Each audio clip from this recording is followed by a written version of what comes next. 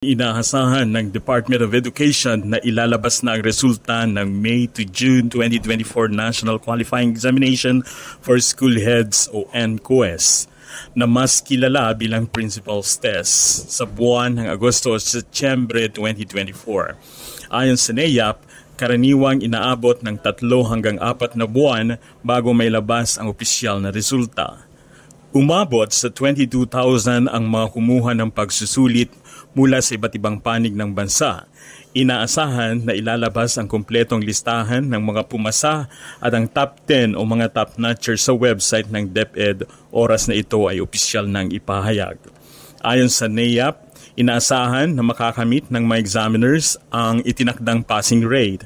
Ang mga kwalipikadong kumuha sa pagsusulit ay kinabibilangan ng mga head teachers na nagsilbi na hindi bababa sa 1 taon sa pampublikong elementarya o sekundaryang paaralan. Assistant principal na wala pang NQuES eligibility, incumbent officer in charge o teacher in charge na nagsilbi ng 2 taon at mga master teachers na may 2 taong karanasan.